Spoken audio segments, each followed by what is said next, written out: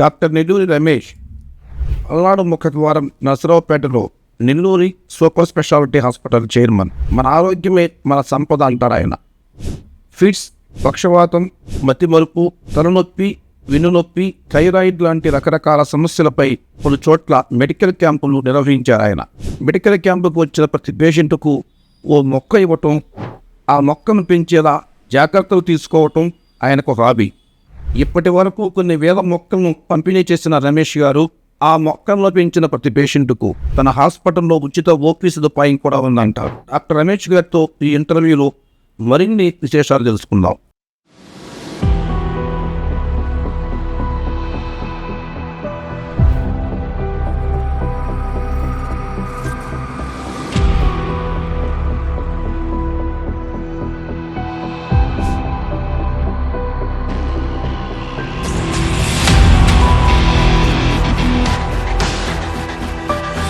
నమస్తే గారు. నమస్తే మాస్టర్. ఒక న్యూరాలజిస్టుగా ఆరోగ్యంగా ఉండాలంటే జీవనశైలి ఎలా ఉండాలి? మెదడు అనేది మానవ శరీరంలో ఒక అద్భుతమైన భాగం అండి. నమస్తే గారు. నమస్తే మాస్టర్. ఒక న్యూరాలజిస్టుగా ఆరోగ్యంగా ఉండాలంటే జీవనశైలి ఎలా ఉండాలి? మెదడు అనేది మానవ శరీరంలో ఒక అద్భుతమైన భాగం అండి. మనం ఎటువంటి ఆలోచనతో ఉంటామో మన మెదడు అలాగే ఉంటుంది. మనం మంచి ఆలోచనతో ఉంటే మన మెదడు మంచి ఆరోగ్యంగా ఉంటుంది. జీవన శైలి అంటే ఉదయం లేచిన దగ్గర నుంచి నిద్రపోయేదాకా వరకే కాదు మన మెదడు పనితీరు అనేది. గుండె ఎట్లయితే 24 గంటలు 24/7 365 days పనిచేస్తూ ఉంటుందో, మెదడు కూడా ఈ రెండు అవయవాలు కాదు, శరీరంలో ప్రతి భాగం కూడా 24 గంటలు పనిచేస్తూనే ఉంటాయి. అలాగే మెదడు కూడా మనం నిద్రపోతున్నా వేరే ఏ పని చేస్తున్నా కానీ 24/7 పనిచేస్తూనే ఉంటుంది. మెదడు ఆరోగ్యంగా ఉండాలి అంటే ఖచ్చితంగా కొన్ని నియమాలను అయితే పాటించాల్సి ఉంటుంది. జీవన శైలి అనేది మీరు అడిగినట్టుగా అతి ముఖ్యమైనది. ఒక టయానికి నిద్ర లెగవటము, ఒక టయానికి తినటము, ఒక టయానికి మళ్ళీ నిద్రపోవటము అనేది చాలా ముఖ్యమైనది. మన సెల్ ఫోన్ ఎట్లయితే కొద్ది రోజులు వాడుతూ ఉంటామో, 24 గంటలు వాడుతూ ఉంటామో, ఎక్కువసేపు వాడే కొద్ది ఫోన్ జామ్ అయిపోయింది అనుకుంటూ ఉంటాం. అవును. అట్లాంటప్పుడు కామన్గా మనం ఏం చేస్తూ ఉంటాం, ఒక్కోసారి ఫోన్ని స్విచ్ ఆఫ్ చేయటము, రీస్టార్ట్ చేయటము అట్లా చేస్తూ ఉంటాం. ఎగ్జాక్ట్లీ. అలాగే మన మెదడుని కూడా మనం అలా చేయాల్సి ఉంటుంది. అందుకనే మనకి నిద్ర అనేది ఉంటుంది. సో నిద్ర అనేది చాలా ముఖ్యమైన పాత్ర మెదడు పనితీరులో. కనీసము 6 నుంచి 8 గంటలు అనేది మంచి నిద్ర కాదు, 6 నుంచి 8 గంటలు మంచి నిద్ర, డిస్టర్బెన్స్ లేని నిద్ర అనేది ఉన్నది. 1. 2, శారీరక వ్యాయామం. ఏ పూర్వకంగా అయినా కానివ్వండి, ఏ రకంగా అయినా కానివ్వండి, శరీరం అనేది కదులుతూ ఉండాలి. మార్నింగ్ లేచిన దగ్గర నుంచి వాకింగ్ కానివ్వండి, రన్నింగ్ కానివ్వండి, జాగింగ్ కానివ్వండి, జిమ్కి వెళ్ళినా ఏదైనా ఎక్సర్సైజ్ చేయడం కానివ్వండి, ఏ పూర్వకంగా అయినా కానివ్వండి, సైకిల్ దొక్కడం కానివ్వండి, కదులుతూ ఉండాలి శరీరం అనేది. ఇకపోతే హ్యాబిట్స్కి వచ్చేసి కొన్ని అలవాట్లు అనేవి స్ట్రిక్ట్గా ఉండాలి, కొన్ని అలవాట్లకి దూరంగా ఉండాలి. స్ట్రిక్ట్గా ఉండాల్సిన అలవాట్లు ఇప్పుడు మనం చెప్పుకున్నట్లు సమయ పాలన, తినటము, లెగవటము, ఎక్సర్సైజు, మంచి ఆహారం తీసుకోవటము, శరీరానికి సరిపడా నీరు తీసుకోవటం అనేవి ఖచ్చితంగా తీసుకోవాల్సిన జాగ్రత్తలు. కొన్ని అలవాట్లకి దూరంగా ఉండాల్సి ఉంటుంది. చాలా వరకు మనందరికీ తెలిసినవేలో. నేను మళ్ళా మీరు న్యూరాలజిస్ట్గానే అడిగారు కాబట్టి గుర్తు చేస్తూ ఉన్నాను. ఈ అలవాట్లు ఒక్క న్యూరాలజిస్ట్గానే కాదు, ఏ వ్యాధిన పడకుండా కూడా మనల్ని కాపాడుతూ ఉంటుంది. ఆ అలవాట్ల జోలికి వెళ్ళకూడదు. అందరికీ తెలిసినవి, స్మోకింగ్ చేయకూడదు, ఆల్కహాల్ తీసుకోకూడదు, జంక్ ఫుడ్స్ తినకూడదు, వీలైనంత వరకు ఇంటి వాతావరణాన్ని ఆస్వాదించాలి, ఇంటి భోజనాన్ని తీసుకోవాలి. బయట ఉన్న ఫుడ్స్ తప్పని పరిస్థితి అయితే తప్పితే అవి ప్రాసెస్డ్ అని కానివ్వండి, ఇలా స్టోర్ ఉంచినటువంటి కానివ్వండి, కూల్ డ్రింక్స్ కానివ్వండి, వేరే రకాల మత్తు పానీయాలు కానివ్వండి, డ్రగ్స్ ముఖ్యంగా ఇవాళ రేపు చూస్తూ ఉన్నాము, గంజాయి అనేది ఎక్కువ చూస్తూ ఉన్నాము. ఇట్లాంటి జోలికి వెళ్ళకుండా, ఇంకా అతి ముఖ్యమైనది సెల్ ఫోన్ వాడకము, స్క్రీన్ చూడటం అనేది కూడా చాలా వరకు తగ్గించుకోవాలి. ఇవన్నీ కూడా మెదడు పనితీరుని ఎఫెక్ట్ చేస్తాయి. సో వీటిని కనుక మనం జాగ్రత్త చేసుకోగలిగితే మెదడు పనితీరు చాలా అద్భుతంగా ఉంటుంది. సార్ డాక్టర్ గారు ఇవన్నీ పెద్దవాళ్ళు ఓకే, కానీ చిన్నపిల్లల్లో కూడా ఎందుకు ఫిట్స్ వస్తున్నాయి ఈ మధ్యకాలంలో? ఫిట్స్ రావటానికి చాలా కారణాలు ఉంటాయండి. అవి పుట్టిన దగ్గర నుంచి చనిపోయే వరకు ఎవరిలోనైనా రావచ్చు, ఎప్పుడైనా రావచ్చు. కాకపోతే మీరు పర్టికులర్గా చిన్నపిల్లలని అడుగుతున్నారు కాబట్టి పుట్టిన దగ్గర నుంచి చిన్నపిల్లలకి పుట్టిన కొన్ని నిమిషాల్లో రావచ్చు, పుట్టిన కొన్ని గంటల్లో రావచ్చు, తర్వాత రోజులు, సంవత్సరాలు, వయసు పెరిగే కొన్ని రావచ్చు. వీటికి కొన్ని కారణాలు వచ్చేసి పుట్టినాకే వచ్చినాయి అంటే ఒక విటమిన్స్ లోపం కానివ్వండి, లేకపోతే గ్లూకోజ్ అనేది సరిపడా బేబీకి అందకపోవటం వల్ల కానివ్వండి, ఆక్సిజన్ అనేది సరిపడా అందకపోవటం వల్ల కానివ్వండి, ఆల్రెడీ ప్రెగ్నెన్సీలో ఏమన్నా ఇబ్బందులు ఉన్నా కానివ్వండి మదర్కి, ఆ టైంలో ప్రెగ్నెన్సీగా ఉన్నప్పుడు కొన్ని వంశం పారంపర్యంగా వచ్చే సమస్యల వల్ల కానివ్వండి ఫిట్స్ రావచ్చు. ఇంకో కొద్ది వయసు పెరిగిన తర్వాత కొన్ని ఇన్ఫెక్షన్స్ వల్ల రావచ్చు. అంటే డెంగీ జ్వరం అని కానివ్వండి, మలేరియా జ్వరం అని కానివ్వండి. ఈ ఇన్ఫెక్షన్స్ కంట్రోల్ అవ్వక అవి బ్రెయిన్ ఇన్ఫెక్షన్ ఉంటుంది. బ్రెయిన్ ఇన్ఫెక్షన్ అంటే మెనింజైటిస్ అంటాము, అట్లాంటివి మెదడుకి వెళ్ళటం వల్ల కానివ్వండి, లేకపోతే ఫెబ్రైల్ సీజర్స్ అంటాము. మామూలుగా కొంతమంది పిల్లలకి సాధారణంగా వచ్చే జ్వరం వలన కూడా ఈ ఫిట్స్ అనేవి రావచ్చు. టెంపరేచర్స్ 102, 103 దాటిన పిల్లల్లో ఈ ఫెబ్రైల్ సీజర్స్ అనేవి వచ్చేదానికి అవకాశం ఉంటాం. సార్ చిన్నపిల్లలు ఫిట్స్ వచ్చిన వెంటనే ఎంతసేపట్లో డాక్టర్ కలవాలి? ఫిట్స్ వచ్చిన వెంటనే ఇంతసేపట్లో కలవాలనేది అట్లా ఏమీ హార్డ్ అండ్ ఫాస్ట్ రూల్ ఏమి లేదండి. యాజ్ ఎర్లీ యాజ్ పాసిబుల్ అంటాం. అంటే వీలైనంత తొందరగా ఎక్కడైనా ఉండొచ్చు పిల్లాడు, ఇంటి పట్టున ఉండొచ్చు, బయట ఎక్కడైనా ట్రావెల్ చేస్తూ ఉండొచ్చు, ఫంక్షన్లో ఉండొచ్చు, స్కూల్స్లో ఉండొచ్చు, కాలేజీలో ఉండొచ్చు. సో వీలైనంత ఫాస్ట్గా హాస్పిటల్ చాలా దగ్గరలో ఉన్నటువంటి డాక్టర్ దగ్గరికి వెళ్ళాలి, ఇమీడియట్గా వెళ్ళాలి. ఓకే, కానీ వెళ్ళబోయే ముందు తీసుకోవాల్సిన కొన్ని జాగ్రత్తలు ఉంటాయి. ఓకే. సో ఇమ్మీడియట్గా ఏం చేయాలంటే బాబుకి పాపకి తెలియకుండా ఫిట్స్ ఇమ్మీడియట్గా వచ్చినాయి అంటే ఫస్ట్ ఏం చేయాలి అంటే ఒక పక్కకి తిప్పి పడుకోబెట్టాలి. ఓకే, కూర్చోబెట్టి కానీ కాకుండా పడుకోబెట్టాలి. అది కూడా ఒక పక్కకి తిప్పి పడుకోబెట్టాలి. వీలైనంత వరకు ఎడం చేతి మీదకి తిప్పి పడుకోబెట్టుకోవాలి. ఓకే, దాని వలన ఆక్సిజన్ అనేది తేలిగ్గా అందగలుగుతుంది ఒకటి. రెండోది వచ్చేసి ఏదన్నా ఫిట్స్ వచ్చినప్పుడు ఒక్కొక్కసారి నేలకు కొరుక్కోవటం కానివ్వండి, వాంతులు అవ్వటం కానివ్వండి జరుగుతూ ఉంటాయి. అట్లాంటి వాంతి అయినప్పుడు అవి కడుపులోకి పోయి లేకపోతే ఊపిరితిత్తులోకి పోయి యాస్పిరేషన్ అనేది జరగకుండా ఆ ప్రమాదాన్ని మనం నివారించవచ్చు.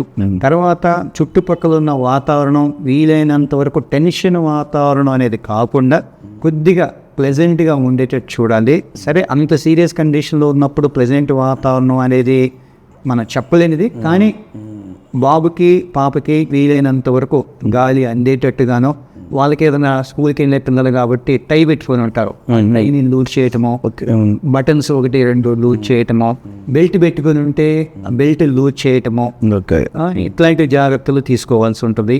తర్వాత మన సొసైటీలో మొదటి నుంచి మనం ఒక అపోహతో ఉంటాం. ఫిట్స్ వస్తే ఇమ్మీడియట్గా చేతిలో తాళాలు పెట్టడం చేస్తూ ఉంటారు. అది పెడితే ఫిట్స్ తొందరగా తగ్గిపోతాయి అని చెప్పేసి. సహజంగా ఫిట్స్ అనేవి చాలా వరకు 1 నిమిషం 2 నిమిషంలో ఆగిపోతాయి. ఓకే, కానీ వాటి ఇంపాక్ట్ అనేది బ్రెయిన్ పైన, మనిషి శరీరం పైన చాలా ఉంటుంది. ఓకే, ఆ వచ్చిన టైంని బట్టి చాలా రకాల ఫిట్స్ 1 నిమిషం 2 నిమిషాలు తగ్గుతాయి. అన్నీ అంటే అన్నీ కాదు, చాలా వరకు. ఓకే, తర్వాత కొన్ని మాత్రము రోజులో 10 సార్లు రావచ్చు, 20 సార్లు రావచ్చు. ఒక్కొక్కసారి అదే ఫిట్ కంటిన్యూస్గా వస్తూనే ఉంటుంది. దాన్ని స్టేటస్ ఎపిలెప్టికస్ అంటూ ఉంటాము. అట్లాంటి పేషెంట్స్ కోమాలో పోయేదానికి అవకాశం ఉంటుంది. మిషన్ వెంటిలేటర్ మీద పెట్టుకోవాల్సి ఉంటుంది. అది డిఫరెంట్ టాపిక్ ఇది. సార్ ఫిట్స్ వచ్చిన తర్వాత ఈ దీర్ఘకాల వ్యాధిగా భావించాలా పిల్లల్లో, లేదా సర్టన్ టైంలో తగ్గే అవకాశం ఉంటుందా? చాలా వరకు అంటే ఈ ఫిట్స్ రావడానికి 50% వరకే కారణాలు బయటపడ్డాయి. అంటే 50% వరకు కారణాలు తెలియదు ఇప్పుడు కూడా. ఇంకా రీసెర్చ్ జరుగుతూనే ఉంది కారణాలు ఏంటి అనేది. కాకపోతే ఒక కారణం అనేది తెలిసింది అనుకోండి, అంటే మెటబాలిక్ కాజెస్ అంటాము. అంటే విటమిన్స్ లోపము, సోడియం తక్కువ అవటం కానివ్వండి, మెగ్నీషియం తక్కువ అవటం కానివ్వండి, కాల్షియం తక్కువ అవటం కానివ్వండి, షుగర్ డౌన్ అవటం వల్ల కానివ్వండి, షుగర్ ఎక్కువ అవటం వల్ల కానివ్వండి, థైరాయిడ్ వల్ల కానివ్వండి, లేకపోతే ఇన్ఫెక్షన్స్ వల్ల కానివ్వండి, ఇట్లా ట్రీటబుల్ కాజెస్ అంటూ ఉంటాం. ట్రీటబుల్ కాజెస్ వలన వచ్చిన ఫిట్స్కి ఒక లిమిటెడ్ పీరియడ్ టైం ఉంటుంది. ఆ కారణాన్ని ట్రీట్మెంట్ తీసుకుంటూ ఉండాలి. అదే సమయంలో మళ్ళీ కూడా మనము ఈ ఏదైతే ఈ ఫిట్స్కి అవి కొన్ని రోజులు పర్టికులర్ ట్రీట్మెంట్ ఉంటుంది, ఏ కారణం ద్వారా వచ్చింది అంటే ఇందాక లిమిటెడ్ టైం అన్నారు మీరు. లిమిటెడ్ టైం అంటే 2 years 3 years మినిమమ్ 3 years వరకు వాడాల్సి ఉంటుంది. ఒక 3 years మెడిసిన్ వాడాల్సింది. చిన్న పిల్లల ఫిట్స్ వచ్చినాయి అంటే మినిమం 3 years మెడిసిన్ వాడాల్సింది. ఓకే, అంటే ఫస్ట్ టైం సీజర్ అనేది ఉంటుంది, తర్వాత రికరెన్స్ సీజర్స్ అంటాం, అదే పనిగా సీజర్స్ ఉంటాయి. ఫస్ట్ టైం సీజర్స్ వచ్చినప్పుడు అదేనండి మనం ఎందుకు వస్తున్నాయి అనేది గమనించుకోవాలి. ఓకే, ఆ కారణం కనుక తెలిస్తే కారణంతో పాటు ట్రీట్మెంట్ ఉంటుంది. ఆ ట్రీట్మెంట్ కూడా తక్కువ మినిమం 3 years కోర్స్ అయినా. ఈ 3 years లో ఫిట్స్ రాలేదు, ఆ తర్వాత కూడా ఇమ్మీడియట్ గా డాక్టర్ గారి సలహా లేకుండా టాబ్లెట్స్ ని ఆపకూడదు. ఓకే, 3 years వాడాము, మా బాబుకి పాపకి అసలు ఫిట్స్ రాలేదు, ఇంకా మేము ఆపేయవచ్చు. కరెక్టే, వాళ్ళ ఆలోచన కరెక్టే. కానీ డాక్టర్ గారి సూచన సలహా లేకుండా వాటిని ఆపకూడదు. అవి ఆపాలి అనుకున్నప్పుడు ఆ బాబు ఎంత పవర్ టాబ్లెట్ వాడుతున్నారు అనేది తెలుసుకోగలిగి ఉండాలి. కారణాన్ని కనుక్కోగలిగి ఉంటే ఆ కారణం తగ్గిందా లేదో చూసుకోవాలి. తర్వాత బ్రెయిన్కి ఫిట్స్కి సంబంధించిన టెస్ట్ ఒకటి ఉంటుంది, ఓకే, ఈజీ అనేది ఒకటి ఉంటుంది. ఈజీ అనే టెస్ట్ ఒకసారి చూసుకోవాల్సి ఉంటుంది. అవసరమైతే రక్త పరీక్షలు చేసుకోవాల్సి ఉంటుంది. బ్రెయిన్ స్కానింగ్, ఎంఆర్ఐ స్కానింగ్, ఫిట్స్కి సంబంధించిన స్కానింగ్, బ్రెయిన్ స్కానింగ్ సపరేట్గా ఉంటుంది. అది చూసుకొని దాంట్లో ఎటువంటి ప్రాబ్లము లేదు, ఇంతకు ముందు ఉన్న కారణము తగ్గిపోయింది పూర్తిగా అని ఒక నిర్ధారణ వచ్చిన తర్వాత డోస్ అనేది వారాల బేసిస్లో, నెలల బేసిస్లో ట్యాపర్ చేసుకుంటా వచ్చి కనీసము 1 నెల నుంచి 2 నెలలు 3 నెలల కాలంలో టాబ్లెట్ ఆపాల్సి ఉంటుంది. అంటే మీరు చెప్పినట్టు 3 years తర్వాత కూడా డాక్టర్ సలహా తీసుకొని టెస్టుల తర్వాత మాత్రం మెడిసిన్ ఆపాలి.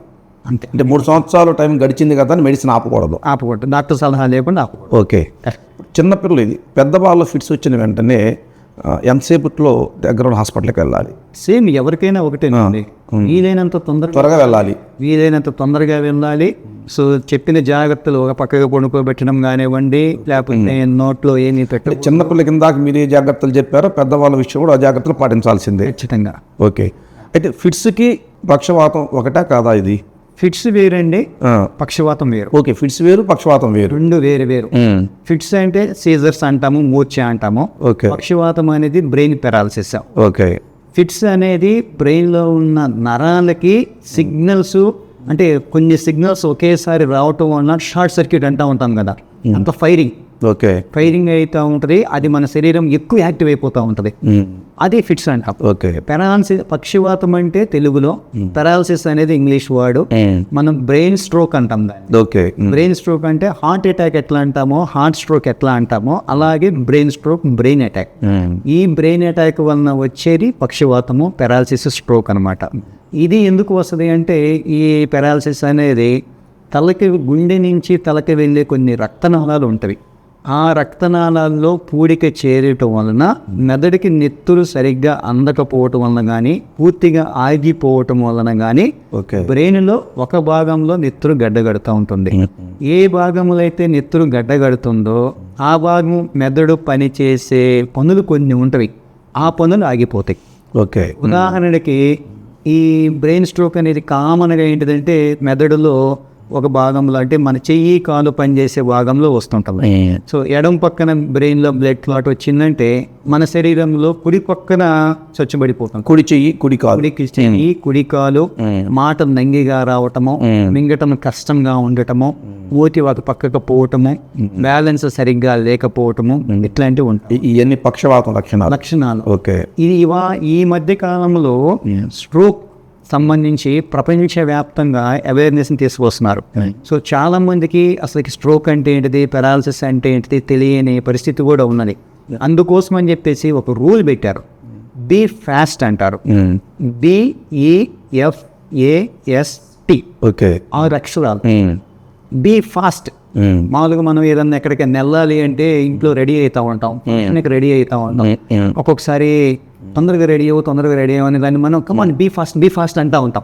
అట్లాగే బీ ఫాస్ట్ అంటే దాని ఇంటెన్సిటీ ఏంటంటే చాలా తొందరగా అని. సో ఆ BEFAST అంటే బి అంటేనేమో బ్యాలెన్స్. ఓకే, బ్యాలెన్స్లో తేడా వస్తుంది. ఓకే, మనం నడిచేటప్పుడు, కూర్చొని లేసేటప్పుడు, కూర్చున్నప్పుడు ఏ పూర్వకంగానైనా సరే మన నడకలో కానివ్వండి, మన శరీరానికి బ్యాలెన్స్ సరిగ్గా అవ్వటం లేదు అనుకున్నప్పుడు కానివ్వండి, బ్యాలెన్స్ కోల్పోతున్నప్పుడు అనిపించినప్పుడు కానివ్వండి, తర్వాత ఈ అంటే ఇవన్నీ బ్రెయిన్ స్ట్రోక్ లక్షణాలు మీరు చెప్పినది. ఓకే, స్ట్రోక్ లక్షణాలు ఇవన్నీ. ఇది వచ్చిందని తెలుసుకోవడానికి ఎట్లా అనేదానికి ఇవి లక్షణం. బి అంటే బ్యాలెన్స్ లేకపోవటం. బ్యాలెన్స్. ఓకే. ఈ అనేది ఉంటుంది. ఈ అంటే ఐస్, కంటికి సంబంధించిన సిమ్టమ్స్. ఓకే. అంటే కంటి చూపు ఒక్కసారిగా మందగించటము, కంటి చూపు సరిగ్గా లేకపోవటము, బూజురుగా కనిపించటము, ఒక మనిషి ఇద్దరుగా కనిపించటము, డబుల్గా కనిపించటము, రంగుల్ని గుర్తించలేకపోవటము, ఒక కన్ను కదలకపోవటము, ఇవన్నీ కంటికి సంబంధించిన ఐ సంబంధించిన సిమ్టమ్స్. తర్వాత ఎఫ్ అనేది ఉంటుందండి. ఎఫ్ అంటే ఫేస్, ముఖము ఒక పక్కకి వెళ్ళటం కానివ్వండి, ఒక పక్కకి లాగినట్టు అనిపించటము.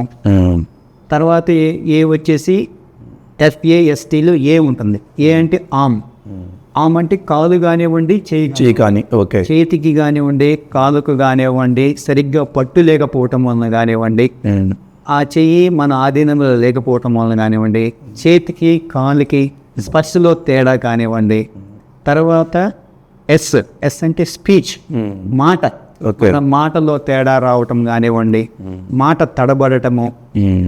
తర్వాత టైం, ఇందాక చెప్పాం కదా, బీ ఫాస్ట్లో లాస్ట్ ఇది చాలా ఇంపార్టెంట్. ఓకే. టైం అంటే ఎంత ఎర్లీగా హాస్పిటల్కి వెళ్ళగలిగితే, స్ట్రోక్ సంబంధించిన డాక్టర్ గారు అంటే న్యూరాలజిస్ట్, దగ్గరలో ఉన్నటువంటి న్యూరాలజిస్ట్ ఎవరైతే అందుబాటులో ఉంటారో, లేకపోతే స్ట్రోక్ హాస్పిటల్ ఎక్కడైతే అందుబాటులో ఉంటుందో ఇమ్మీడియట్గా స్ట్రోక్ హాస్పిటల్కి వెళ్ళాలి.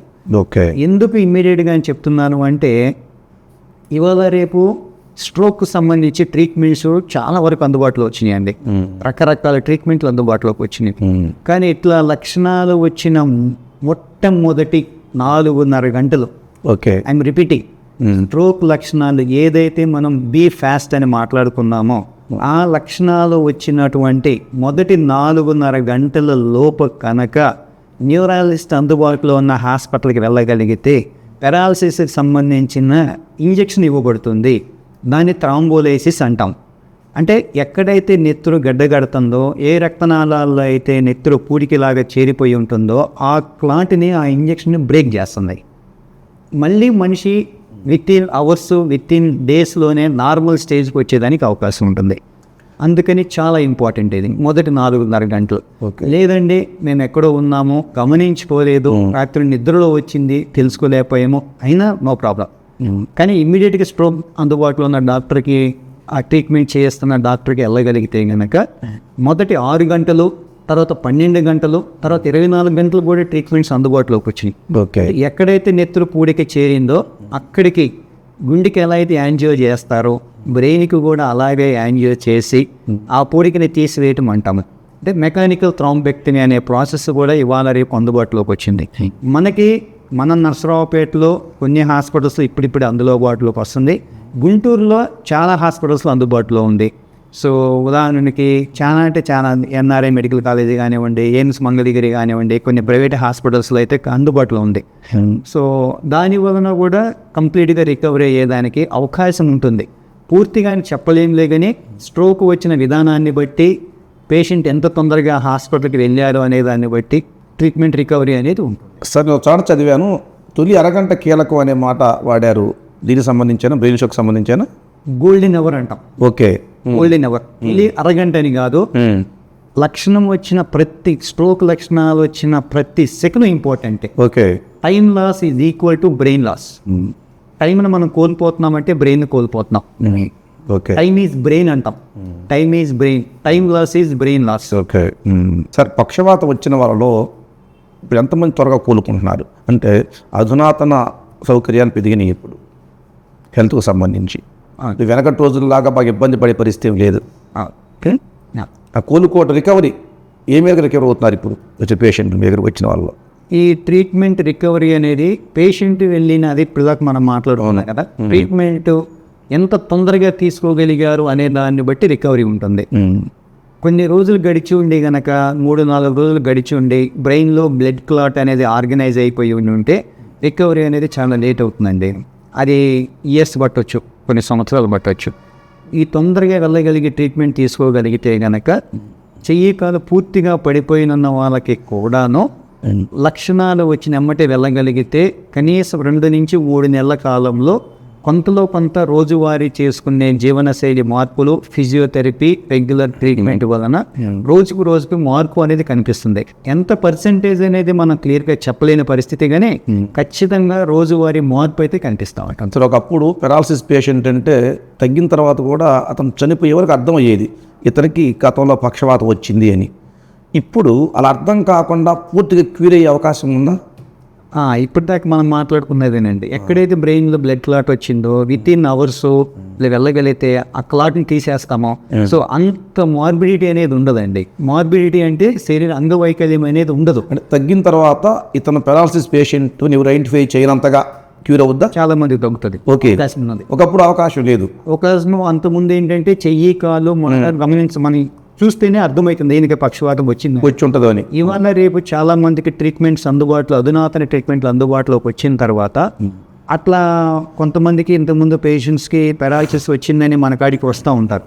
వాళ్ళకి నార్మల్గానే ఉంటారు చాలా వరకు, కానీ రెగ్యులర్ ట్రీట్మెంట్, ఫిజియోథెరపీ ఇవి తీసుకుంటూ ఉండాలి. సరే, బ్రెయిన్ స్ట్రోక్కి బీపీకి సంబంధం ఉందా? ఖచ్చితంగా అండి. ఈ బ్రెయిన్ స్ట్రోక్ రావటానికి మీరు అడిగిన ప్రశ్న ఏంటంటే, బ్రెయిన్ స్ట్రోక్ రావటానికి గల కారణాలు అడుగుతా ఉన్నారు.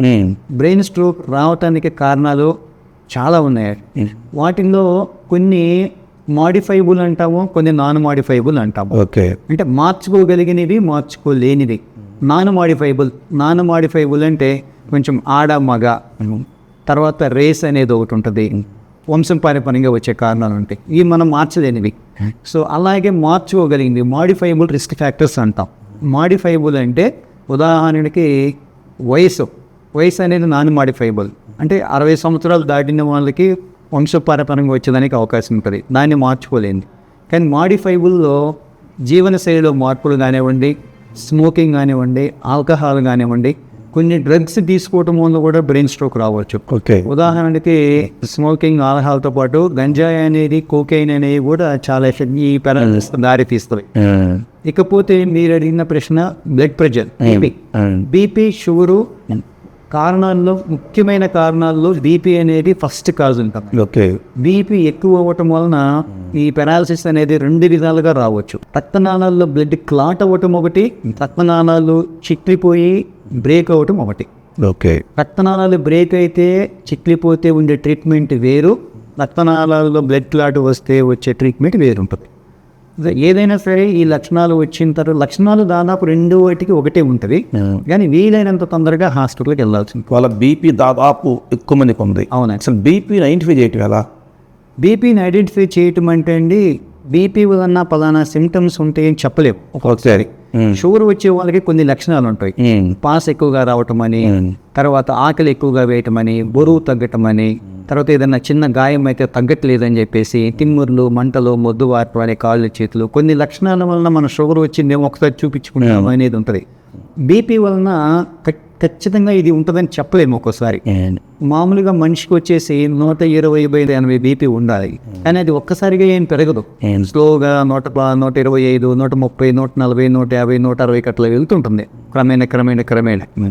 అట్లా వెళ్తున్నప్పుడు ఒక్కొక్కసారి మన లక్షణాలు కనిపించకపోవచ్చు మనిషికి, కానీ ఇవి ఉన్నాయా లేవా అని తెలుసుకోవాలనుకుంటే కనుక 40 సంవత్సరాలు దాటిన ప్రతి ఒక్కరూ ఖచ్చితంగా సంవత్సరానికి ఒకసారి రెగ్యులర్ చెకప్ అనేది బీపీ టెస్ట్ చేయించుకోవాల్సిందే. ఖచ్చితంగా అది చూసుకుంటేనే మనకు ఒక అవగాహన వస్తుంది. 40 సంవత్సరాలు దాటిన తర్వాత, ఇంతకుముందు 60 సంవత్సరాలు ఉండేది, ఈ మధ్యకాలంలో 40 సంవత్సరాల వాళ్ళకు కూడా చిన్న వయసులోనే బీపీలు మొదలు పెడుతున్నాయి. కాబట్టి సంవత్సరానికి ఒక్కసారి బీపీ చూపించుకుంటే ఉన్నదా లేదా అనేది మనకు తెలుస్తాం. మనం కోపంగా మాట్లాడే వాళ్ళని, ఆవేశంతో మాట్లాడే వాళ్ళని చూసి నీకు బీపీ వచ్చిందేమో ఒకసారి చెక్ చేయించుకో అంటారు. అంటే కోపంగా ఉన్న వాళ్ళకి బీపీ ఉన్నట్టేనా? అట్లా కోపంగా ఉన్న వాళ్ళకి బీపీ ఉన్నట్టని ఖచ్చితంగా చెప్పలేమండి. ఓకే, కానీ కోపంగా ఉండటం అనేది మనిషి సహజ తీరు కాదు. అలా ఉండటం వలన శరీరంలో కొన్ని హార్మోన్స్ రిలీజ్ అయి ఉంటాయి. ఓకే, కోపంగా అవ్వటం వలన, అంటే కోపం అవుతున్నారు ఆయన అంటే ఆయన ఏదో ఒక స్ట్రెస్లో ఉన్నారు అని, ఒక భయంలో ఉన్నారని, ఒక ఆందోళనలో ఉన్నారు అని, స్ట్రెస్లో ఉన్నారని. ఆ స్ట్రెస్ వల్ల కొన్ని హార్మోన్స్, కార్టిసోల్ అనే హార్మోన్స్ ఉంటాయి. ఆ హార్మోన్స్ ఎక్కువగా పనిచేయటం వలన బీపీ వచ్చేదానికి అవకాశం ఉంటుంది. అంటే తన కోపమే తన శత్రువు. కరెక్ట్. సామెత నిజమే అట్లయితే. అవును అవును అవును. ఓకే. సో మైగ్రేన్ వాళ్ళ చాలామంది ఎదుర్కొనే పెద్ద సమస్య. అవును. ఏంటిది మైగ్రేన్ గురించి? పార్శ్వ తలనొప్పి అంటామండి. మైగ్రేన్ అంటే పార్శ్వ తలనొప్పి. ఈ పార్శ్వ తలనొప్పి ఈ ఒక వయసులో ఉన్న వాళ్ళకి తరచుగా వస్తుంటుంది.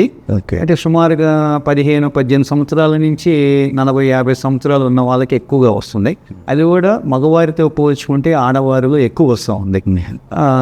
పార్శ్వ తలనొప్పి అంటే మైగ్రేన్ అనేది ఒక పక్కన తలలో ఒక పక్కనే తలనొప్పి వస్తుంటుంది. యూనిలేటరల్ హెడేక్ అంటాం. అది కుడి పక్కన కావచ్చు, ఎడం పక్కన కావచ్చు. కానీ కొద్ది రోజులు పోయిన తర్వాత అది రెండు పక్కలు కూడా రావచ్చు. దానితో పాటు ఈ మైగ్రేన్ ఉన్నదని ఎలా గమనించాలి అంటే, ఈ తలనొప్పి వచ్చినప్పుడు కొన్ని లక్షణాలు ఉంటాయి. పర్టికులర్గా వాంతి వచ్చినట్టు అనిపిస్తుంది, ఒక్కొక్కసారి వాంతులు అవుతుంది, ఒక్కొక్కసారి ఎండ చూసినా కానీ ఇట్లా లైట్ అది వెలుగు, ఈ వెలుగుని తట్టుకోలేరు, సౌండ్స్ని తట్టుకోలేరు, స్మెల్స్ని తట్టుకోలేరు. అట్లా కనుక వీటిని ట్రిగ్గర్స్ అంటాం. ట్రిగ్గర్స్ అంటాం, లేకపోతే రిస్క్ ఫ్యాక్టర్స్ అంటాం, ప్రొవోకింగ్ ఫ్యాక్టర్స్ అంటాం. ఇట్లా వచ్చినప్పుడు వాళ్ళు ఐడెంటిఫై చేసుకుని ఫస్ట్ అయితే న్యూరాలజిస్ట్ని సంప్రదించాల్సి ఉంటుంది. బ్రెయిన్కి సంబంధించి, ఈ మైగ్రేన్కి సంబంధించి డాక్టర్ గారు కనుక మీకు ఎటువంటి మెదడులో వేరే ఇబ్బంది ఏమీ లేదు, ఇది మైగ్రేన్ తలనొప్పి వల్ల వస్తున్న తలనొప్పి అన్ని నిర్ధారణ చేస్తే కనుక కొంచెం ఎక్కువ రోజులు టాబ్లెట్స్ వాడాల్సి ఉంటుంది ఒక కోర్స్ లాగా. తర్వాత వాళ్ళ జీవన శైలిని ఖచ్చితంగా మార్చుకోవాల్సి ఉంటుంది.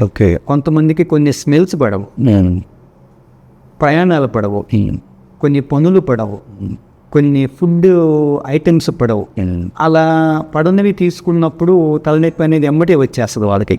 సో అవి ఏమి తింటేను, ఎట్లా ట్రావెల్ చేస్తేనో, ఎక్కడికి వెళ్తే వస్తుంది అనేది మైగ్రేన్ డైరీ అనేది ఒకటి ఉంటుందండి. వాళ్ళు అది మెయింటైన్ చేసుకోగలిగితే వాటిని అవాయిడ్ చేయాలి. ట్రిగ్గర్స్ని అవాయిడ్ చేయాలి, మైగ్రేన్ ట్రిగ్గర్స్ని అవాయిడ్. సార్, మైగ్రేన్ క్యూర్ అవుతుందా లేకపోతే రెమెడీ ఉండదా? Tablet medicine వాడుకోవటమేనా? మైగ్రేన్కి ఇవాళ రేపు కూడా కొన్ని టాబ్లెట్స్ అందుబాటులోకి వచ్చినాయండి. ఖచ్చితంగా ఇది ట్రీటబుల్ కండిషన్. కాకపోతే దాంతోపాటు ట్రిగ్గర్స్ని అవాయిడ్ చేయాలి. మైగ్రేన్ వచ్చిన చెప్పే అంశం ఏంటంటే, ఇది క్యూర్ అవ్వదు పూర్తిగా, మెడిసిన్ కంటిన్యూ వాడాల్సిందే అంటే నాకు తెలిసిన మైగ్రేన్ పేషెంట్ చెప్పిన మాట. అంటే కొంతవరకు నిజం ఉన్నది, కానీ ముఖ్యంగా మైగ్రేన్ రావడానికి ట్రిగ్గర్స్ ఉన్నాయి. ఆ ట్రిగ్గర్స్ వాళ్ళు కంట్రోల్లో ఉన్నంత వరకు వచ్చేదానికి, మళ్ళీ మైగ్రేన్ రికరెన్స్ వచ్చేదానికి అవకాశాలు తక్కువ. కాకపోతే మైగ్రేన్ వచ్చినప్పుడు కొంతమందికి బాగా ఎక్కువ సివియర్గా వస్తుంది. అంటే వాళ్ళు ఒక రూమ్లోకి వెళ్ళటము, ప్రశాంతంగా ఉండాలనుకోవటము, ఫ్యాన్ సౌండ్ కూడా భరించలేనంత ఇదిగా ఉంటుంది, చిన్న వెలుగుని కూడా భరించలేనంత ఇదిగా ఉంటుంది వాళ్ళకి. మైగ్రేన్ రాకుండా ముందస్తు జాగ్రత్త ఏమైనా ఉందా? ముందస్తు జాగ్రత్త అంటే ఇవి కొన్ని కారణాలు, దీనివల్ల ఏ కారణం అనేది ఉండదు. మెదడులో ఉన్న రక్తనాళాలు కొంచెం స్వెల్ అవ్వటం వలన, రక్తనాళాలు డైలైట్ అవ్వటం వల్ల వస్తూ ఉంటుంది. సో జాగ్రత్తలు ముఖ్యమండి అన్నిటికన్నా. జాగ్రత్తలు తీసుకుంటే చాలా వరకు, ఒక్కొక్కసారి ఈ మైగ్రేన్ వచ్చినప్పుడు 3 గంటల నుంచి 72 గంటల వరకు ఉంటుంది. ఈ జాగ్రత్తల వలన అంత టైం ఉండకపోయినా కూడా, అంత సివియర్గా రాకపోయినా అట్లా వచ్చి జాగ్రత్తలు పాటిస్తే తీవ్రత తగ్గుతుంది, టైం డ్యూరేషన్ తగ్గుతుంది, వారి రొటీన్కి డిస్టర్బెన్స్ లేకుండా కూడా ఉంటుంది. ఏదైనా లక్షణాలు అనిపిస్తున్నాయి అన్నప్పుడు ట్రీట్మెంట్స్ అందుబాటులోకి వచ్చినాయి. ఆ ట్రీట్మెంట్స్ తీసుకుంటుంటే అంత సివియర్గా వెళ్లకుండా వాళ్ళ డైలీ రొటీన్కి ఇబ్బంది లేకుండా ఉంటుంది. సో థైరాయిడ్, ఇది కూడా చాలా మంది ఎదుర్కొన్న పెద్ద సమస్య. వాళ్ళ థైరాయిడ్ని గుర్తించటం ఎలా? థైరాయిడ్లో 2 రకాలు ఉంటాయండి, తగ్గటము, పెరగటము. హైపోథైరాయిడిజం అంటాము, హైపర్ థైరాయిడిజం అంటాము. దీనికి సంబంధించి అంటే కొంతమంది థైరాయిడ్ ఉందంటే బరువు పెరిగే థైరాయిడా, బరువు తగ్గే థైరాయిడ్ అని అడుగుతాడు. హైపోథైరాయిడిజం అంటే బరువు పెరుగుతూ ఉంటారు, హైపర్ థైరాయిడిజం అంటే బరువు తగ్గుతూ ఉంటారు. అంటే బరువు పెరగటం కానివ్వండి, తగ్గటం కానివ్వండి. అబ్నార్మల్గా బరువు పెరిగినా, బరువు తగ్గినా థైరాయిడ్ లక్షణాలుగా అనుకోవాలి, ముందు అనుకోవచ్చు. అదొక్కటే చెప్పలేదు. అది కూడా ఒక కారణం అయి ఉండొచ్చు, ఒక రీజన్ అయ్యి ఉండొచ్చు, ఒక కారణం అయి ఉండొచ్చు. ఖచ్చితంగా అదేని చెప్పలేము ఒక్క బరువును బట్టి. అయినా అసలు డాక్టర్ సంప్రదించాల్సింది. అబ్నార్మల్గా పెరిగినా, ఖచ్చితంగా అబ్నార్మల్గా తగ్గుతున్నా అంటే దీంట్లో మాకు సిగ్నిఫికెంట్ వెయిట్ లాస్ ఉంటుందండి. సిగ్నిఫికెంట్ వెయిట్ లాస్ అంటే more than 10% of the body weight 6 నెలల్లో కనుక తగ్గితే కనుక ఇమ్మీడియట్గా డాక్టర్ని కలవాలి. అంతే, రీజన్ లేకుండా బాడీ పెరిగినా తగ్గినా డాక్టర్ని కలవాల్సిందే. తగ్గితే చాలా ఇంపార్టెంట్ అండి, కలవాల్సిందే. అంటే ఎక్సర్సైజ్ చేయట్లేదు, డైట్ చేయట్లేదు, అయినా తగ్గుతున్నారు. తగ్గుతున్నారు, ఖచ్చితంగా ఓకే. వచ్చినప్పుడు సిగ్నిఫికెంట్ వెయిట్ లాస్ అనేది ఉంటుంది. అది ఖచ్చితంగా తీవ్రంగా పరిగణించాల్సిన విషయం అది. ఓకే. సో థైరాయిడ్కి సంబంధించి చాలా లక్షణాలు ఉంటాయి. ఓకే. అంటే చాలా పెద్ద టాపిక్ అది. అంటే జుట్టు రాలటం కానివ్వండి, అవాంఛిత రోమాలు కానివ్వండి, పెరగటము, బరువు తగ్గటము, తన మోషన్స్లో 2-3 రోజులకి మోషన్ అవ్వకపోవటము, ఒక్కొక్కసారి రోజులోనే 4-5 సార్లు మోషన్స్ అవ్వటము, ఆడవాళ్ళలో నెలసరి సమస్యలు కానివ్వండి, ఒళ్ళంతా నీరు చేరుతూ ఉండటం కానివ్వండి, గుండె కొట్టుకునే విధానంలో కొంతమంది తక్కువ అవుతుంటుంది, కొంతమందికి స్పీడ్గా ఉంటుంది, కొంతమందికి చేతులు వణుకులు వస్తూ ఉంటాయి, రకరకాల ఉంటాయి లక్షణాలు. దాన్ని బట్టి థైరాయిడ్ ఎక్కువైందా తక్కువైందా అని టెస్టుల ద్వారా నిర్ధారణ చేసుకొని మందులు వాడాల్సి ఉంటుంది. సార్ బ్రెయిన్ షో గురించి అలా తర్వాత మనకి బీపీ, మైగ్రేను, ఈ థైరాయిడ్ అన్నీ మీరు ఎక్స్ప్లెయిన్ చేశారు. ఒకసారి మీ ల్యాబ్ ఒకసారి చూద్దాం, ఒకసారి దీనికి సంబంధించి ఎలా ఉందనేది. ఓకే, ఖచ్చితంగా అండి. మన ఆపరేషన్ చేస్తున్నాం వచ్చేసి రీసెంట్గా మనం స్టార్ట్ చేసిన అవును అవును అడ్వాన్స్డ్గా ఎంపీ గారు ఇచ్చి ఎమ్మెల్యే గారు స్టార్ట్ చేసిన. ఓకే. రిస్ట్రిక్టెడ్ ఏరియా ఉంటుంది. ఓకే. పర్మిషన్ లేకుండా కూడా ఎవరు అందకూడదు. ఓకే.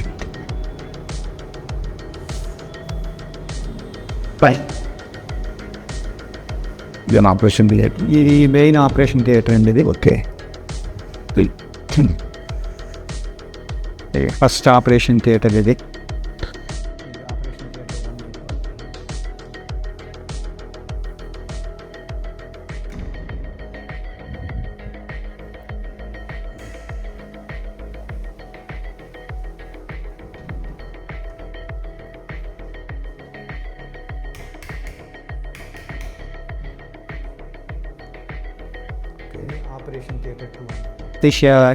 స్టేషన్ అంటాము. ఆల్మోస్ట్ అంతా ఎక్విప్మెంట్ అంతా రెడీగానే ఉంది అన్ని రకాల సర్జరీల కోసం. అన్ని స్కిన్కి డెర్మటాలజీకి సంబంధించిన అన్ని ప్రొసీజర్స్, లేజర్స్. ఇది ఓకే. కంప్లీట్గా డెర్మటాలజీ వింగ్ మాస్టర్. ఇది ఇంకా కంప్లీట్ 10 బెడెడ్ ఐసీయూ అండి ఇది. అవన్నీ సింగిల్ బెడెడ్ రూమ్స్ వచ్చాయి. పేషెంట్కి ఒక్కొక్క సింగిల్ రూమ్. ఇప్పుడైతే అన్ని రూమ్స్ ఆకిపోయాయి, ఖాళీ అయితే ప్రతి రూమ్కి ఇంతే ఉంటుంది. ఇంకా ప్రతి రూమ్ ఇంతే ఉంటుంది. కానీ వీక్నెస్ అయితే కాంప్రమైజ్ వస్తే 5 years దాటింది కదా, ఇక్కడ కూడా మనం కాంప్రమైజ్ అయితే లేదు.